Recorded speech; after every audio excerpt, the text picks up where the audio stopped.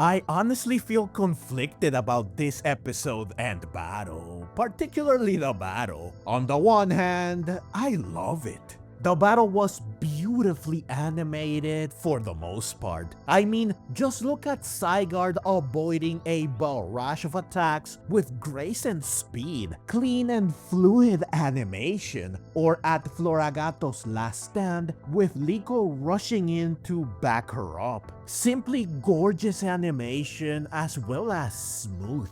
The battle was also grand in terms of scale, which was to be expected of course. After all, we're talking about our three main characters and their trusty partners, alongside a villain turned hero and his trusty partner, stepping up to face the big bad and his not so trusty partner, who happens to be a legendary Pokemon.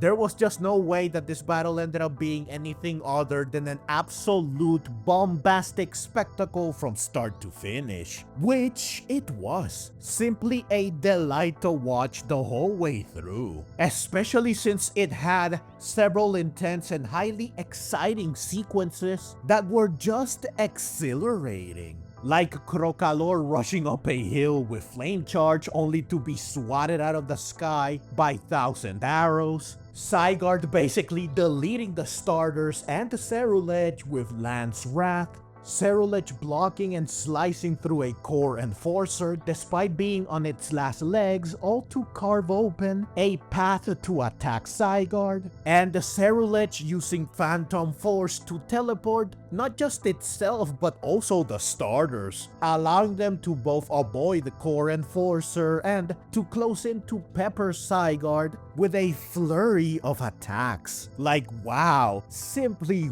wow. Lots of amazing moments that you cannot help but love. And as if all of this wasn't enough, to top it all off, these fantastic elements led to a very, very special moment. Floragato's evolution, which yeah, most of us saw coming, but this does not take away from the magnificence of such a marvelous, monumental, and highly significant event, especially when it happens at such a critical moment. Better yet, what is easily the best part of the battle happens right after she evolves. Not only is seeing her dart around Zygarde with acrobatics very cool, but having her use her signature move, Flower Trick, which she of course learned upon evolving, to shoot down Zygarde as it was about to unleash a core enforcer that would have defeated her, was simply remarkable, just sublime.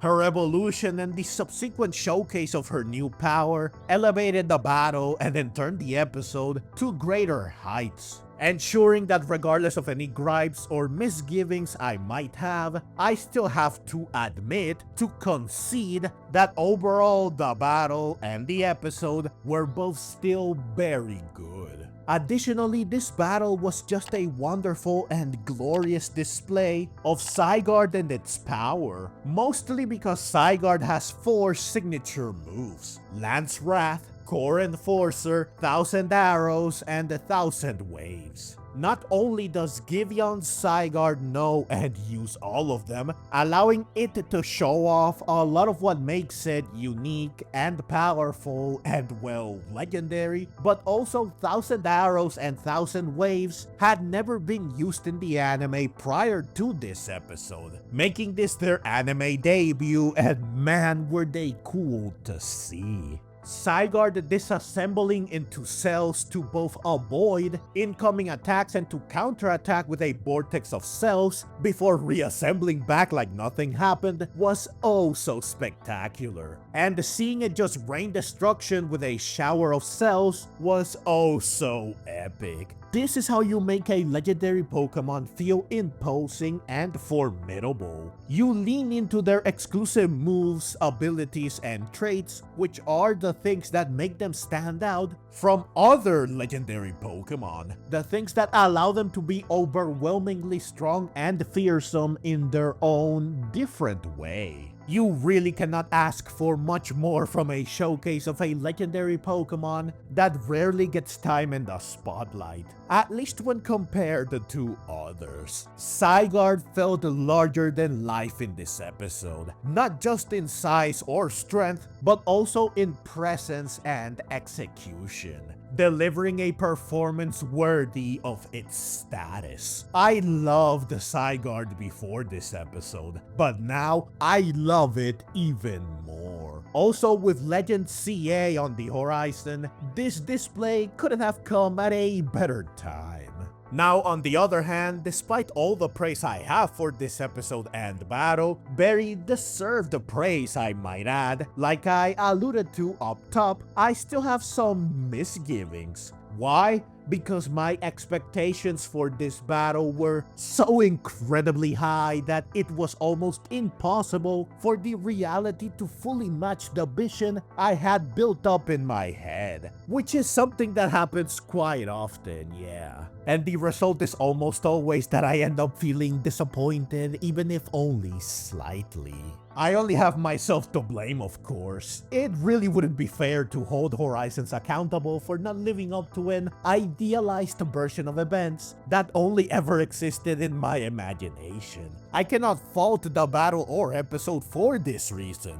But can you really hold it against me that I had such lofty expectations when this showdown had all the ingredients to be something legendary? Everything from the characters involved, to the Pokemon involved, to the stakes at play, the things on the line, to the characters that bore witness to the final climactic battle. Everything was set up and in place perfectly, especially following that narrative masterpiece that was the previous episode, which ended right as the battle was about to begin, following 20 minutes of exquisite dialogue and storytelling that set the stage for what should have been an epic conclusion. It was like the perfect setup to a fireworks show, and naturally, I expected the explosion to be nothing short of mind-blowing, but it wasn't. My main complaint is the one that I usually have when it comes to battles, especially ones like this that are so important and meaningful. It wasn't dynamic enough. There wasn't enough movement. It was too static for my taste. Now, I'm sure you might be tired of hearing this, but I prefer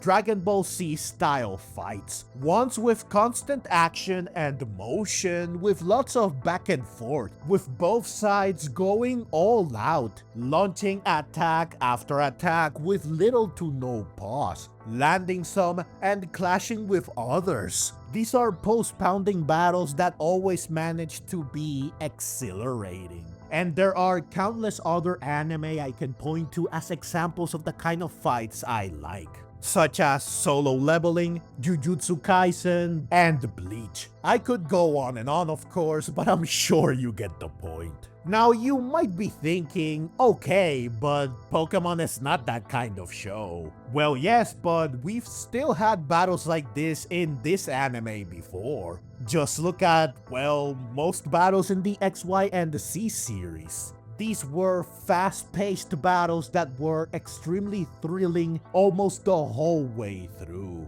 with rapid, constant movement, a dynamic camera that followed the action closely, tons of intense clashes and exchanges of attacks, and a grand epic scale that made them feel larger than life.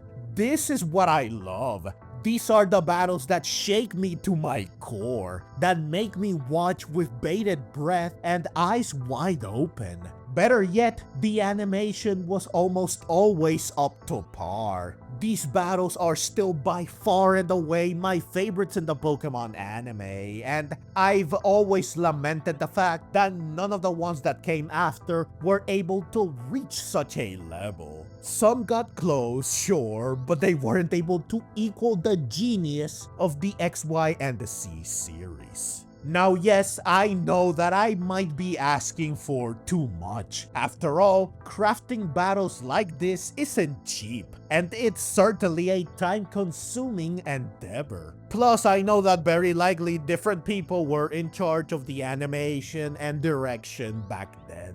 but it's impossible to think about climactic, significant battles like this one to look forward to them without hoping that they will be executed in a way that befits the occasion.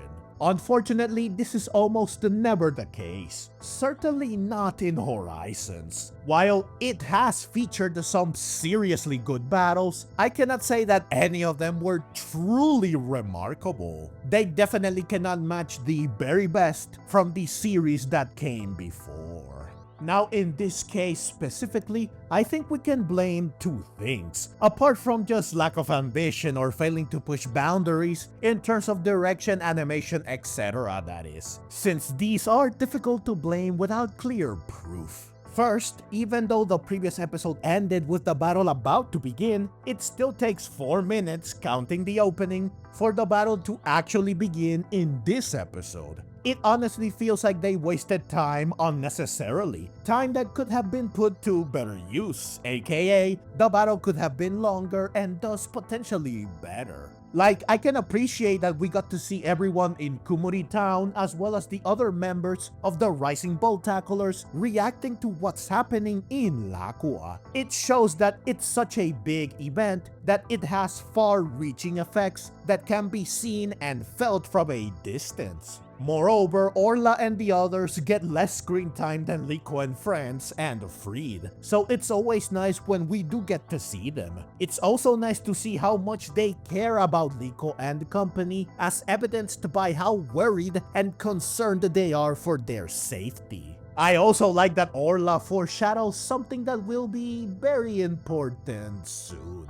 As for the people of Kumuri Town, it's great that they weren't just one-off characters. Their appearance here adds value retroactively to episode 84, giving it more weight and meaning in hindsight. It turns what could have been a forgettable side story into something that feels more connected to the larger narrative. Their reactions help reinforce the idea that this battle isn't just important to our main characters. It's something that the wider world is watching and affected by, which definitely raises the stakes. I especially like getting to see the Elder and her dentures again, even though I don't appreciate that she still blames Rayquaza for bringing forth this calamity. But at least she also mentions that what's happening right now is exactly like what happened 100 years ago, which helps to further underline the cyclical nature of this conflict. It's not just a random big battle, it's part of a repeating history, something that has echoed through generations. This one line from the Elder subtly reinforces the lore without needing to break into an exposition dump. It ties the present to the past, making the confrontation feel even more mythic and significant. Plus, even if I don't like it, her blaming Rayquaza is part of what makes her character work. She represents the voice of tradition and fear, clinging to the stories passed down rather than the evolving truth unfolding in front of her, which contrasts beautifully with Yuha, who broke free from said tradition and fear by witnessing the truth firsthand, which makes him instead be worried about Liko and company, again adding value to episode 84. However, even though I realized that the time spent with Kumuri Town and the Rising Ball Tacklers was not necessarily a waste, I still think the time spent on this should have been used for the battle, at least some of it, meaning that this preamble should have been delivered in a faster, more concise manner. This would have had the added benefit of preventing the tension that was built up at the end of episode 87 from fizzling out a little instead of immediately exploding into action. A faster transition into the battle could have preserved that momentum and made the opening of this episode feel more urgent and electric. The second thing we can blame is the fact that there was a lot of stop and go during the battle, which is to say that Liko and company did something, Zygarde would either avoid their attacks or shrug them off, and then it would counterattack, forcing the starters and the Cerulege back, and Liko and company into having to strategize, aiming to find a way to turn things around. While I can appreciate them using their knowledge and intellect to devise a way to win, and I do understand that they were up against a legendary Pokemon, one they had never faced before at that, I still lament the fact that the battle was never able to build up any sort of momentum, because anytime it got going, it would stop shortly thereafter, preventing it from reaching the levels of dynamism I long, wish, and hope for. I don't lament the fact that we had a great character moment during these lows in combat though. Namely when Floragato expertly pulled the Cerulege out of danger with her flower yo-yo, at which point Liko and friends asked Amedyo to stop charging in alone. He wanted their help, so he should lean on them. They should work together. This shows that even though he is less proud and confident now, instead he is more humble and reasonable, he still has much to learn when it comes to working with others, to accepting help and support from others. He hasn't let go of all his faults that both make him who he is as a character and that exemplify how much he has grown as a character, since he is willing to change them or straight up leave them behind. But even such a meaningful moment cannot make up for what we lost in exchange. Since we are on the topic of Amedyo though, another thing worth highlighting about him in this episode is how upon recognizing that Cerulege was still willing to fight to the bitter blade, end, he chose to stand alongside his partner side by side with Liko and Meowscarada for one final offensive. This is not only further proof of Amedyo's courage, but also further proof of the strength of his bond with Cerulege, and his willingness to shoulder the burden of creating an opening for Liko and Meowscarada shows that he did learn to lean on others by the end, since he chose to entrust them with bringing matters to a close. Massive props to both him and Cerulege. Their bravery, determination, and resilience is what made the victory possible. Now, am I nitpicking too much? Probably. Am I asking for too much? Perhaps. But you know me, I almost always expect and hope for the best, especially when I am given very good reasons to do so. And I am not afraid to say that I am disappointed, even if only slightly, when things do not live up to my hopes and expectations, even if only slightly. I will always call out experiences that I feel are underwhelming or underdeliver, and I'm also willing to accept that sometimes I will be the only one that feels this way. In this case, I know I'm likely being unreasonable. After all, Pokémon Horizons clearly prefers to drop some of the flair, intensity, and sheer spectacle of the past in favor of superior storytelling, characters, and dialogue. So battles that in previous series would have been packed with lots of bombastic action, but lacking somewhat in terms of substance, end up being the reverse in Horizons, which is perfectly fine. It's a different style, one that I do love even if I might not necessarily prefer it. I honestly couldn't tell you which one I prefer, since I have seen both used to great effect to create moments and battles I love tremendously in this anime and others. Now, speaking of storytelling, characters, and writing, there are two moments involving these elements that I want to also highlight as amazing parts of this episode.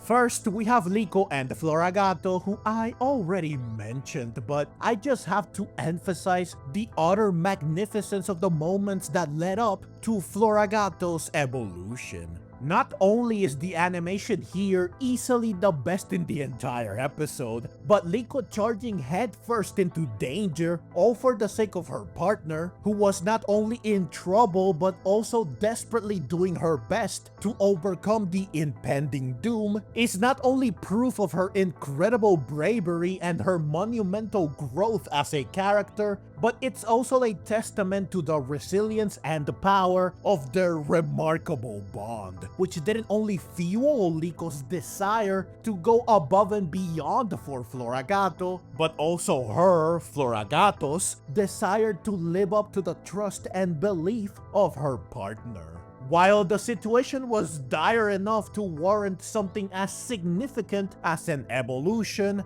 their bond, their willingness to fight together until the bitter end, never giving up and always having faith in each other and what they are capable of, is ultimately what led to this moment. They very much earned it. Everyone else cheering them on also carries a lot of weight. Their bond with, belief, and trust in their friends is also very important. The relationships they've spent so much time building and fostering came through in the end.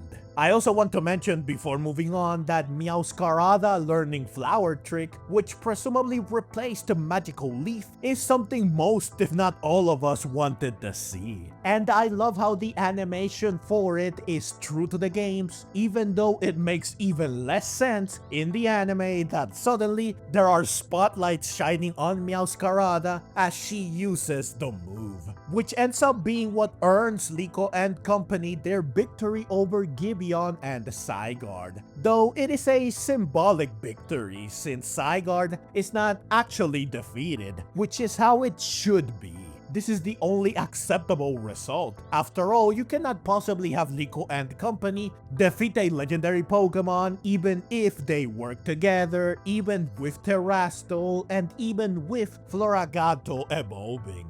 This simply wouldn't be as realistic or as fitting narratively as what does end up happening, which is that Liko and Meowscarada and their bond earns the approval of Zygarde, who turns out didn't choose to battle alongside Gibeon simply because he begged it to, or because they are partners, or because it wanted to get Gibeon to give up by battling for his ambition and losing. Instead, its aim was to test Liko and friends. Of course, right? Why did I not think of this? It's literally what pretty much every hero did. It seems that all great Pokemon in this series simply must test Liko and friends to see if they are worthy. But anyways, with them successfully proving their worth, Zygarde chooses to stop battling, much to Gibeon's shock and dismay. It then just vanishes, leaving behind a devastated Gibeon who begs for it to stay by his side. This shot of cells raining on him after Zygarde's departure is quite sad. Rain usually accompanies sad moments in fiction, so it's fitting that for this occasion there is rain. It's just a special kind of rain. Like I said in my preview discussion for episode 89, Gibeon might be the bad guy, but I still feel sorry for him. No one deserves to see their partner Pokemon vanish before their eyes. It's even more depressing because Zygarde left willingly, intending to leave Gibeon behind, to cut ties with him. At least this and his ultimate loss do allow him to see the error of his ways. He realizes the value of the bond between trainer and Pokemon and the miracles that can be born from such a bond. A realization supported by Amegio, who experienced it firsthand just moments prior. He just won't stop contributing positively to the story, growing as a character, and providing further proof of how brave he is and how much he's changed.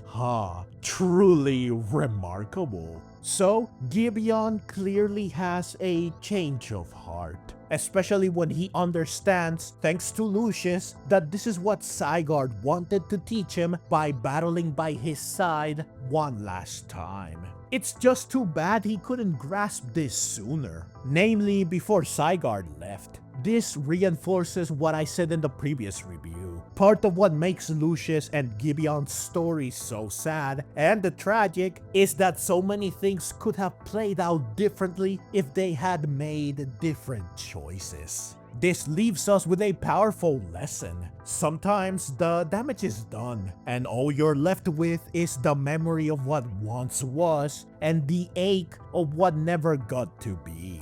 Gibeon's final moments in this episode don't just mark the end of a battle, they mark the collapse of everything he fought for. And in that collapse, he's forced to face the truth he's long ignored. It's a quiet ending for him, but an emotionally charged one, and in many ways, a perfect closing chapter to a story that was never about victory, but about understanding.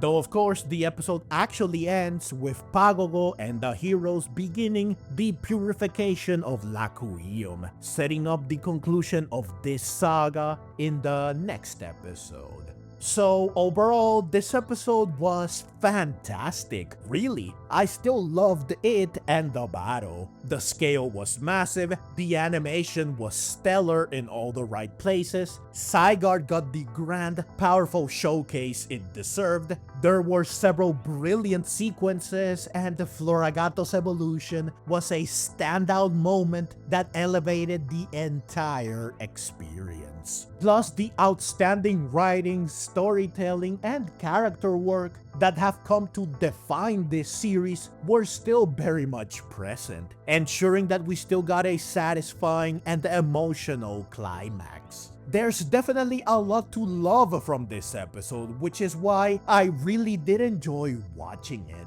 But I also can't deny that part of me wanted more. More movement, more intensity, more of that dynamic edge that makes a battle feel truly unforgettable. My expectations were, like Rayquaze, sky high. But while the episode didn't fully meet them, it still managed to deliver something powerful, heartfelt, and visually stunning that is definitely memorable. If you enjoyed this video and want to see more like it, feel free to click the links on screen. And if you'd like to support the channel and help me keep making content like this, you can find ways to do so in the description below. Your support truly means the world to me. Thank you so much for watching, and let's meet again in the next video.